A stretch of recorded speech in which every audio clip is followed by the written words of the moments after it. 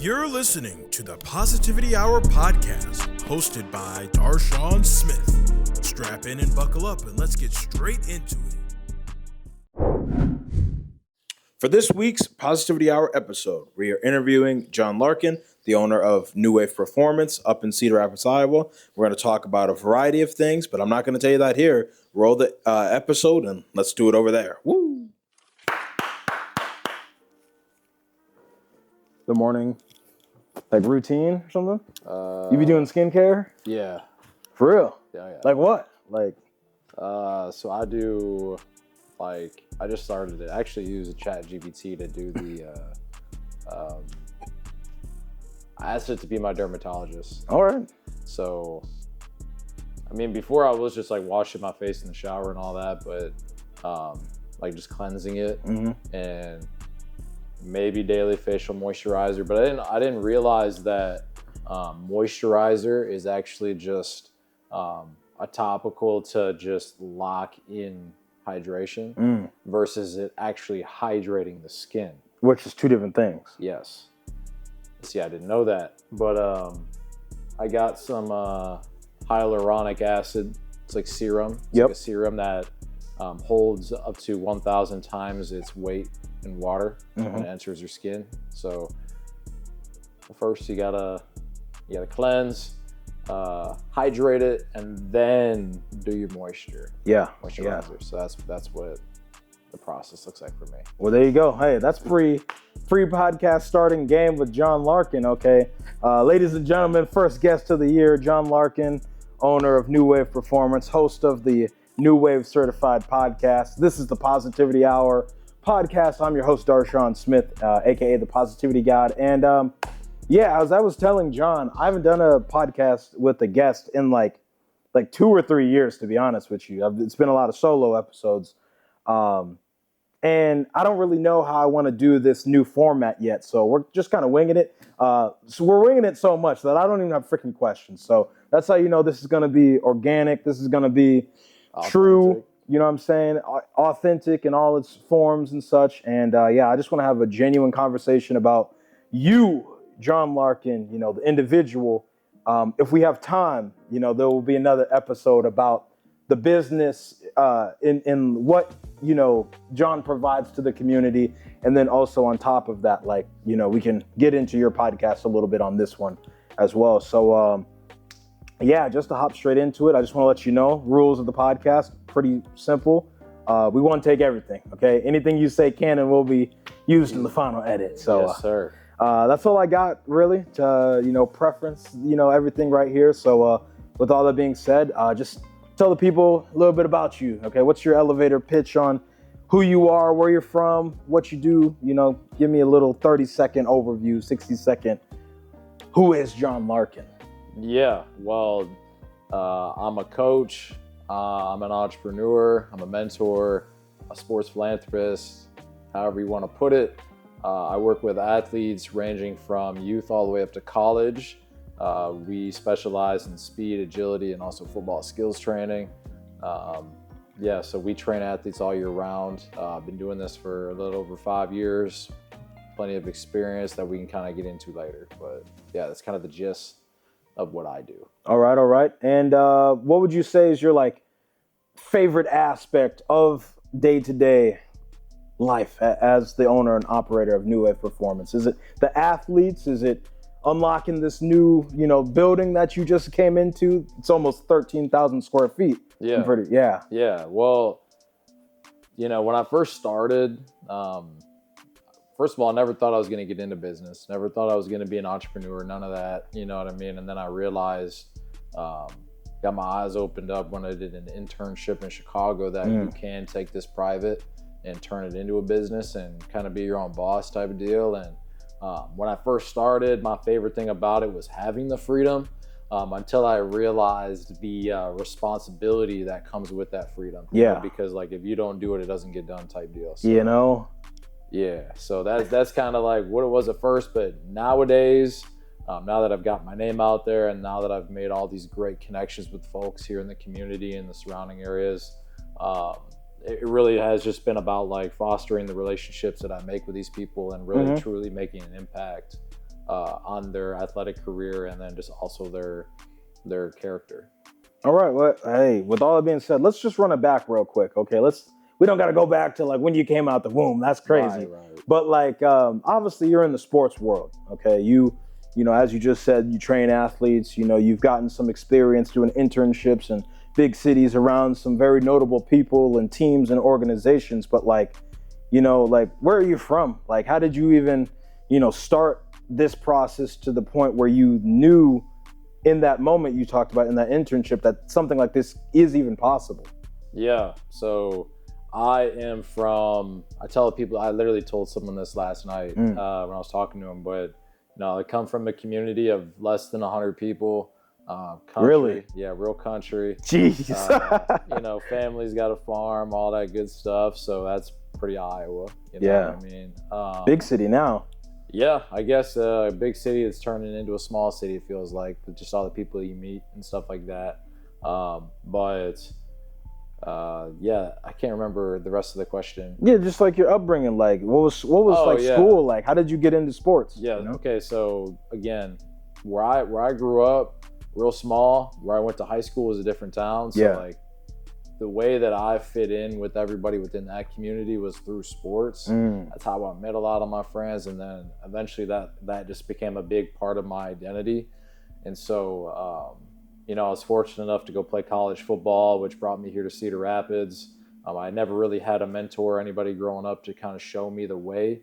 Otherwise, I feel like, I could have took it a little further in my career. But again, it's always been a part of my identity. And so, that really just kind of showed me, hey, like, you can get a career in sports or you can create your own. And so I remember I was sitting in my room at the University of Iowa, and I was on Instagram and I saw Odell Beckham Jr. training on the beach in Malibu, California. Really? And I'm like, yo, that looks pretty sick. Like, I wish I could do that. And I'm like, okay, well, let me just do some research. And it's like, okay, exercise science.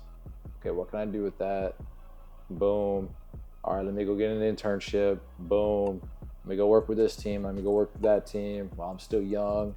COVID hit. And I'm like, all right, man, like, it's time to go. It's time to start it's go time. Really, we really did come from nothing. Like, I had some help along the way from folks, you know what I mean, putting my name out there, but like it really wasn't anybody that like I could lean on, you know what I mean, to like do it for me. Like, really had to do it all by myself, and started with just a backpack, cones, and built it into, like you just said earlier, 13,000 square foot and one of the best training brands in the Midwest. Yeah, definitely stay tuned, for the second episode, because we're going to go take a little tour of this place, in a podcast format somehow. We'll find a way to make it work. But just to like double back on something you said there, like you acknowledge that, no one truly is self-made. You had a few people help you out along the way, but a few is three. Okay, that's not a lot in the grand scheme of people that have seen you to some degree. So I just want to, like, for all of the aspiring, like, whether it be entrepreneurs that are watching the podcast or just people looking for some sort of, I don't want to say beacon of hope, but something that is just more positive about this journey that everyone has to go on, particularly in the entrepreneurship field. Like, what's your like top three pieces of advice for persevering through the adversity, not giving up, finding some way to laser focus in on something you would give to the people? Yeah, I mean, I think it's quite simple. You need to understand that the only way that your business is going to fail is if you give up. Hold on, just real quick. Say that again real quick for the people. I'm not sure y'all heard what he just said, okay? The only way your business is going to fail is if you give up. So There's plenty of times where, those first couple years when I had nobody and I was a nobody. Yeah. Nobody knew who I was. I'm like, man, is this even going to work? Like, what am I doing with my life? Like real, almost like depression type deal. You know what I mean? But I just remember always hearing like, keep going, keep going, keep going. So I'm like, all right, well, I'm going to keep going. So I just one year after another, one athlete at a time, one person at a time, just kept persevering. Plenty of adversity. And then the most recent, one of the bigger lessons that I've learned after experiencing some success now, is the old cliche: if you don't have haters, you're not doing anything right. Yeah. Because like I said earlier, nobody knew who I was, so like I didn't have any haters, right? Yeah. Well, then I started getting success, working with all these people. People see that, people start talking. Then they start feeling some type of way. Yeah, so then I started getting some people that didn't like me or whatever, even though they don't know who I am. Yeah. Type deal. But that was like something that I had to overcome mentally, was the negativity. But I learned through that, that hey, that just means that I'm doing something right. I'm doing a good thing here, and then just to lean on the folks that are in your corner that are going to support you, because they're going to take you a lot further than the other people that are just trying to pull you down in the meantime. I love how John just said a lot of what I said in the last video, y'all. Okay, just so you know, okay, like John, you're like what, 26 now? I'm pretty sure. Yeah. I'm 23, about to turn 24. We're close in age, similar paths, two drastically different industries, but nonetheless, the mindset is the same. You got to lock in, you got to focus up, you got to be your number one supporter. That was point number one. Okay, this don't fail if you don't give up. You know what I'm saying? You still got a shot to do it again tomorrow to the day you die. Okay, number two, you know what I'm saying? Understanding the more they hate, the more I go up. Okay, AKA or really like the more you do, the more impact you have, the more your presence is felt in this world. You're gonna get all sorts of types of reactions. That's normal, okay? That's part of the process, which is super important when it comes to point three. Once you do understand who's on your team and who's not on your team, keep those folks close. You know what I'm saying? Yeah. Keep your supporters near, and most importantly, continue to nurture those relationships. And I think that that's something that more people need to hear. Okay, that's why I'm glad you just said that casually, because I'll be telling people that, you know what I'm saying? But you're a completely separate individual, and I just want to say I appreciate you for saying that. Yeah, no, and that says a lot about you, knowing where you're at, to be able to recognize something like that. Because for me, I always just thought it was just a cliche. Like I never really fully experienced it in this sort of way, where it actually like impact my business type of thing. Like lost money? Yes. Like a lot of money or like a little money? We're talking a couple $1,000 a month for sure. You know what I mean? But at the same time, I've already made that up double, triple, 4 times on the back end. The more they hate, the more I go up. But to me though, it's not really all about like the hate, necessarily. It's simply really what it came to me. Like I had a coming to God moment where I'm like, man, like, am I doing a disservice to people? Like, am I really had to ask myself, am I a bad person? Yeah. Like people are saying I'm a bad person. You got to look in the mirror and just like be a man, stand on business real quick. And think about what you're doing to the world. Yeah. And your answer was? My answer was, no, I'm a great person. I do this out of the, that's my purpose. You know what I mean? Like I do this out of kindness in my heart for a lot of folks.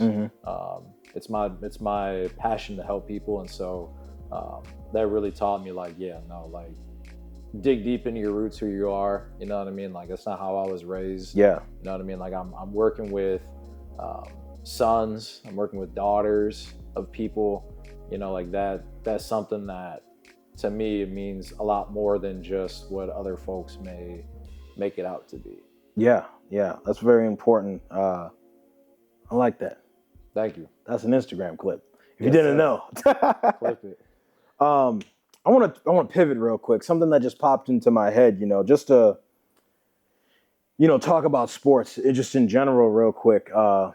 Like you said football was your forte, that was your sport. Yeah. What was your favorite position? Like whether a position you played or just a position watching football or something in which you were just like, yeah, I like that. You know what I'm saying? Yeah, I mean. It's very interesting. It's exciting. It's fill in the blank. Yeah, so I grew up an Eagles fan. I've been an Eagles fan my whole life. They just won the Super Bowl. Obviously, shout out to them. You know, I can hang my hat on that finally. But no, I mean, you know, I grew up watching Donovan McNabb, Darshaun Jackson, you know, guys like that. I can name all those cats. Mike Vick, when he played for the Eagles, man, like when I was in high school, I literally tried to play like Mike Vick because I played quarterback. But I should have been playing a different position like receiver or defensive back. When I was young, you know, you play backyard football. I didn't play quarterback. I played receiver, and I would always catch the ball well, you know, jump over people type thing. But you're an athlete. Yeah, just be an athlete. But when I got into high school, I played quarterback and played a little bit of quarterback in college. Got moved to receiver. Like we had talked about on our last podcast, didn't really have the mentorship to overcome that. But you know, it's led me to this point. I really enjoy the receiver position. I actually really enjoy defensive back too. Yeah. Because that was the first position that I had trained. It was safety. My first client was a safety. It was my college roommate, my freshman year. There you go. Hey, homie believed in you. Yeah. It was really one of those things where like, I'd give him game, he'd give me game. Like I worked him out for free. Yeah. You know what I mean? Like I trained for free for probably 2 years. You know what I mean? Really now? Oh yeah. Yeah. Yeah. Not making any money. Like, oh, we got to go down this thread now, okay? Because a lot of people, I'm not gonna lie, y'all, myself included, when you're first getting started, obviously you feel some imposter syndrome. Obviously you feel like there's no way I could charge for this. But the very second you feel like you could, you're like, oh, my price has got to go through the roof. But not knowing that you're still not that guy, okay? Yeah. I just want to let you know that I've experienced that recently. And that's why, you know, I've been doing a lot more free work, because that's how you get the reps. You know, that's how you get the notability. That's how you get the credibility and the resume that could demand a price that you could actually live on. So talk about your experience doing free work, you know, and how that helped you. Because a lot of people who watch this, you know, they could be, you know, an aspiring motivational speaker. They could be an aspiring social worker. They could be someone whose dreams, goals, and aspirations, maybe they want to be a politician or something like that. But, you know, to do the thing, you need experience. So talk about your path on getting experience. Yeah, for me, you said it best, like you get your reps that way. The experience is worth something, so much that perhaps you can't put a dollar amount on it. So for me, I did, when I was a sophomore going into junior year, I did a free unpaid internship all summer, so I made no money. Then I did a free unpaid internship a volunteer rather, for the Hawkeyes, the football and strength and conditioning. So there's another year, you know, another section of life where I wasn't making any money. Then COVID hit. That third year, didn't charge for any of my services. That's 3 years not making any money. And then my fourth year, I barely made a little bit of money, just barely. Yeah. Like, barely anything, you know what I mean? But along the way, I was able to meet some folks, meet some good people, and just kind of like showcase my skills and get reps and experience, learn along the way. That's allowed me to become one of the most, valuable trainers here, you know, in the Midwest, and all that good stuff. Yeah, just so y'all, you know, or sure you heard what he just said. Homie's worked for 4 years without getting paid, okay? Like, it took 4 years. 4 years. 4 years, man. Yeah, it was hard. For it to work, okay? Yeah, man, you really, you hear about people all the time, like, living out of their cars or doing X, Y, and Z. Like, yeah, I'm not having the day job, you know, that's my route. Yeah, I mean, like, I had to do a little bit of that, you know what I mean? I used to work at a gym and doing front desk. So that type of job, like, taught me customer service and, like, being able to talk on the phone and stuff like that, sales a little bit. Get paid to learn a skill. Yes, that concept in essence, but it's still not enough to like really like do anything big. But the thing for me was like, you know, there's plenty of stories, dude, where like I was living in Iowa City, I was still in college. Like I would drive up here in my car and I would camp in my car up here all day waiting for clients, or I would go to the field when I had nobody. I used to host sessions, right? Group sessions, right? And like right nowadays, like we get like 8 to 10 people sometimes. Like last night we had 3 groups of 8 people pull up. I used to host the same sessions. 0 people would show up. Dang. Yeah, that would do something to you. No, I know. I've talked about it on the podcast. You know, it's something completely different when you're getting like real people to show up to a real location. Yeah. Like 24 people, that's a lot. Paying customers, that's a lot. You know what I'm saying? Me, I was complaining about a post getting 0 views for 3 days and this or that. Like, it happens. It's a little different, but it's like it's the same concept. You gotta it's go like, through it, bro. Like, that's why, like, I don't really have. I respect people, but I don't have respect for a lot of folks that just like get it handed to them. Like, what do you mean by that? Like, if they, you know what I mean? Like, if they just, I don't know how to explain it, dude. Like, it's hard to explain. Like, I'm not gonna sit here and pretend that I didn't have anything handed to me. Like, yeah, I supported parents, but like, same time, like I still went through financial struggles. I still do. You know what I mean? And but at the same time, like, no one said, "Hey, here's 10 clients. Here are the best clients, you know, to work with. Here are so and so." Like, no, like you gotta go earn that. Yeah, everyone who's coming in these doors, you brought them in one way or another. Right. And so, like I talked about, like hot summers, man, just camping in the car, going out to the field, nobody's showing up. You know what I mean? Like, that's the stuff that nobody sees and nobody hears about until you and I get on a podcast and talk about it. And chat it up, you know what I'm saying? So, yeah, man. Getting towards the end of this one, you know, just because I want to record some, like I said, multiple podcast episodes to look alive. Last little thing I want to ask you before we just kind of wrap up here is, you know, I know you're just getting started. You know, you're only like 4.5, 5, 6 years in, something like that. Less than 10, we'll say for sure. What do you want to be known for? Like, what kind of legacy do you want to leave on the folks you train? We'll start there. I'd say, really, to me, I just want to be known as like a mentor for kids and young athletes, college guys, high school, whatever. And I want to be that guy that said, "Hey, like, I believe in you. You have a dream of making it to the next level, doing whatever it is that you're trying to accomplish in your life. Here's a plan that we can put together. I'm going to support you. I'm going to give you the tools, the resources to go do that, regardless of your situation." Yeah. All right. So, yeah, that's you as the coach will say. What about as a leader in the community? Like, what do you want to leave on, you know, Cedar Rapids or North Liberty or Iowa City, wherever you've been? Like, what when people think of new wave performance, bigger than John Larkin? Yeah. Sure. Yeah, I'd say one of my big goals is to like open up a park that's like a turf field or a really nice grass field that's free. You don't have to pay to go use it. It's a nice field where kids in our community can go, they can play their sports, they can get together with their friends, they can stay out of trouble, and they can just like foster meaningful relationships with one another in the sport that they love to play. So that's one of my bigger goals. And then also just, you know, I started a foundation, the Wave of Opportunity Foundation. Yep. To help, you know, the next, you know, generation of athletes, you know, get to where they want to be. All right. And last but not least, okay, so we got the coach, we got the business, big goals in life. Okay. Like when are you going to hang the hat up? When you achieve this goal, it'd be like, I've done it. I've done it all. What's that for you? If you've even thought about it.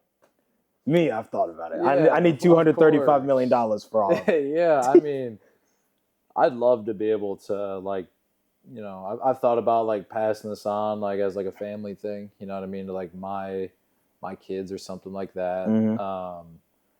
Obviously I want to employ people, you know what I mean? I want to be able to show people how to do what I'm doing within our building and so on and so forth. And I see myself, you know, with my current partner, you know, starting a family someday, you know what I mean? And living that lifestyle of raising a family, and really just want to be able to like support like my partner and my kids, and not have to worry about anything. Because like I told you already, I've already struggled financially here and there from working for a couple years free and so on and so forth. But I don't want my kids to ever have to worry about a bill, anything like that. So, In short, it's not about the money.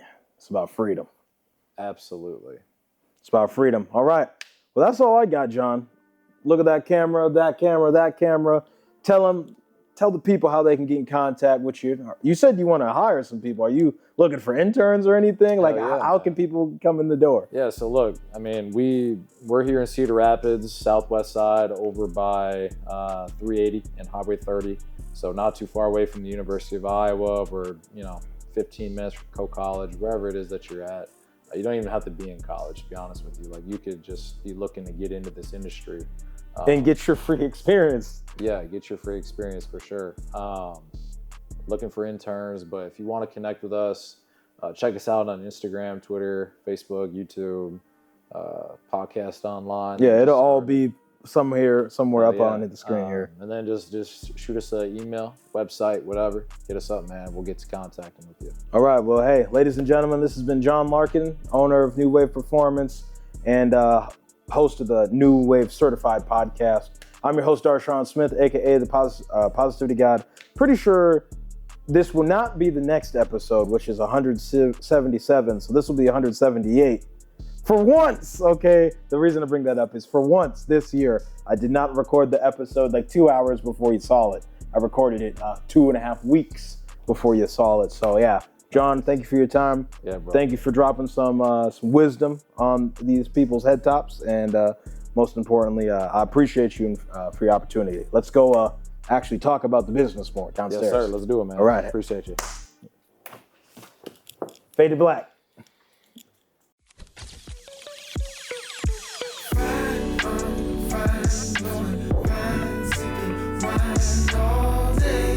I'm in my G'd up zone. I'm about to get it in, kick your feet up, home.